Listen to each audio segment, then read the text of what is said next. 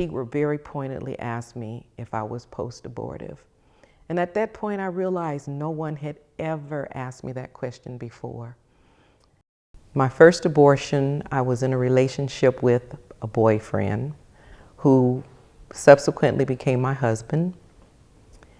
We got married, and I had another child, or I got pregnant again, and that child was a healthy child. That was a live birth. And then shortly after that child was born, I had another abortion.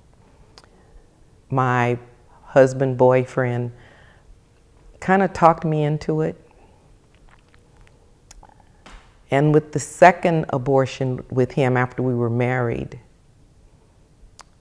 I think my mother may have convinced me.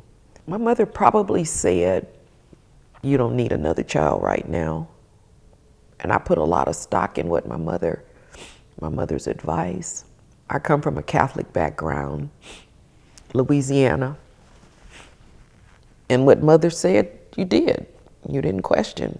So it's not like today where you got to explain. You have to have dialogue with your children. I come from a generation where you did what your mother suggested for you to do because she supposedly knew what was best for you. I've been an active church member for years. In fact, two of the last two abortions that I had, I was a church member, a choir member. I was a believer. I was spiraling out of control into a depression.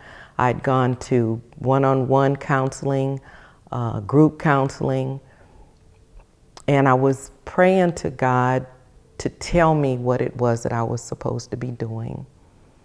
To make a long story short, Tigre and I talked, and I realized that God was setting me on a path to freedom, freedom that I didn't even know I needed. In those classes, during those times, up until that point, I had not had a conversation with myself or anyone else about all of the ramifications and the consequences of an abortion. Because I've finally been able to admit to killing my babies, my grief for them comes and goes. Some days I find myself thinking about them. The fact that we named them makes them real. I was able to forgive myself, to forgive my stepfather, my ex-husband, the young men that I was involved with, the doctors that were involved with, my mother even. I was able to forgive my mother.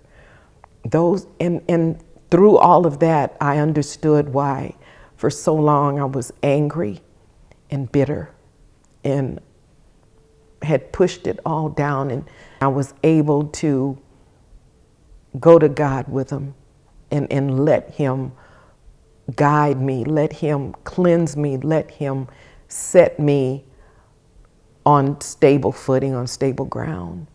So being on the other side, I am amazed that God would love me enough to use me and to use my mess, the filth of my life, to restore someone else.